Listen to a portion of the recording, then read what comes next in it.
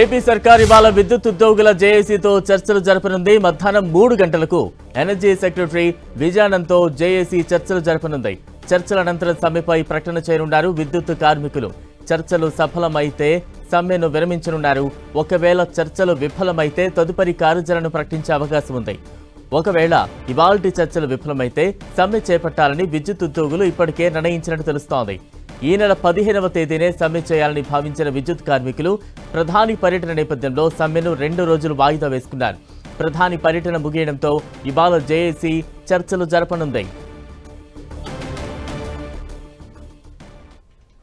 విద్యుత్ ఉద్యోగుల జేఏసీతో విద్యుత్ యాజమాన్యం చర్చలు జరపనుంది. మరింత అప్డేట్స్ అందించేందుకు మా ప్రతినిధి విజయ్ చంద్రన్ సిద్ధంగా ఉన్నారు. విజయ్,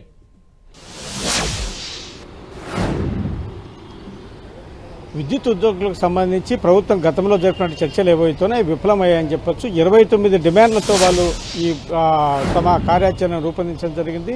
29 డిమాండ్లను అంగీకరించాలా అని చెప్పేసి విద్యుత్ జేఏసీ నాయకులు ప్రభుత్వానికి ఆల్టిమేట్ ఇవ్వడం జరిగింది. అయితే వాటిలో కొన్ని డిమాండ్లను మాత్రం అంగీకరించి ప్రధానమైన డిమాండ్లను ఏవే కానీ ప్రభుత్వం నుంచి స్పందన లేదు అని చెప్పేసి ఉద్యోగుల జేఏసీ ఆరోపిస్తూ ఉంది. ఈ నేపథ్యంలో తమను బెదిరింపులకు పాల్పడుతున్నటువంటి తీవ్రమైన ఆరోపణలు కూడా వీళ్ళు చేయడం జరిగింది. వీరు చేస్తున్నటువంటి డిమాండ్లను మనం ప్రధానంగా గమనిస్తే ఈ ఉద్యోగులకు ఏదైతే వాళ్ళ కుటుంబాలకు పెన్షనర్లకు వాళ్ళ కుటుంబాలకు పూర్తి స్థాయిలో వైద్య ఖర్చులకు సంబంధించిన బిల్లులన్నీ కూడాను ప్రభుత్వమే చెల్లించాలా అని చెప్పేసి వీళ్ళు డిమాండ్ చేస్తున్నారు. వీటితో పాటు కాంట్రాక్టు అవుట్సోర్సింగ్ సంబంధించినటువంటి ఉద్యోగులకు సంబంధించిన వ్యవహారాల్లో కూడా ప్రధానమైన డిమాండ్లు ఉన్నాయి. ఇవి అన్ని శాఖలకు సంబంధించినటువంటి వాటిలో కూడా కాంట్రాక్టు అవుట్సోర్సింగ్ సంబంధించినటువంటి డిమాండ్లు ఉన్నాయి. అదేవిధంగా ఈ విద్యుత్ శాఖలో కూడాను అంటే వారికి ప్రభుత్వమే నేరుగా ఈ శాలరీస్ ఇవ్వాలి అనేటువంటి డిమాండ్ ప్రధానంగా ఉంది. ఈ కాంట్రాక్టర్ల ద్వారా ఇవ్వడం వలన అవుట్సోర్సింగ్ ద్వారా ఇవ్వడం వలన వీరికి అంటే భవిష్యత్తులో వీళ్ళు రెగ్యులర్ అయ్యే అవకాశం లేదు.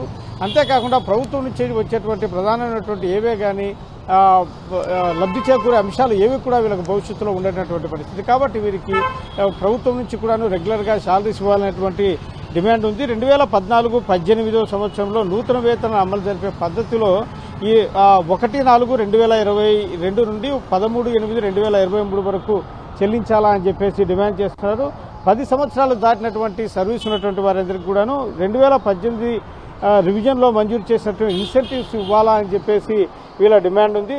సుప్రీంకోర్టు తీర్పు ఏదైతుందో దాని ప్రకారం సమాన పనికి సమాన వేతనం ఇవ్వాలా అని చెప్పేసి ఈ కాంట్రాక్ట్ అండ్ లేబర్ ఈ కాంట్రాక్టుకు సంబంధించినటువంటి వాళ్ళు వారికి ఆ లేబర్లకు ఇవ్వాలా అని చెప్పేసి వీళ్ళు డిమాండ్ చేస్తున్నారు. ఈ దీర్ఘకాలిక సర్వీస్లో ఉన్న వారందరికీ కూడా సంస్థలో విలీనం చేయాలంటున్నారు. వీరికి సంబంధించి మరొక ముఖ్యమైన విషయం ఏంటంటే కనుక ఈ 13/11 kV సబ్స్టేషన్లు ఏవైతున్నాయో వాటిని కాంట్రాక్టర్లకు ఇవ్వడం జరుగుతూ ఉంది. ఆ కాంట్రాక్టర్లకు ఇవ్వడం వల్ల అటు సంస్థకు ప్రభుత్వానికి నష్టంగా ఉంది. తామే నిర్వహిస్తామని చెప్పడం జరిగింది. ఈ కార్యనియామకాలకు సంబంధించినటువంటి కూడా డిమాండ్లను కూడా వీరు చేస్తున్నారు. అంతేకాకుండా ఖాళీలను వెంటనే భర్తీ చేయాలి. ఖాళీలు ఎక్కువ స్థాయిలో ఖాళీలు ఉన్నాయి, దానివల్ల సరైన సేవలు మేము ఉపయోగించుకోలేకపోతున్నామని చెప్తున్నారు. అంతేకాకుండా ఏదైనా ప్రమాదాలు జరిగినప్పుడు పూర్తి స్థాయిలో క్షేత్రస్థాయిలో దానికి సంబంధించినటువంటి చర్చలు అంటే దర్యాప్తు జరిపి దాని మీద ఒక నివేదిక తీసుకొని యాక్షన్ తీసుకోవాలని చెప్పి డిమాండ్ చేస్తా ఉన్నారు. Right, thank you Vijay.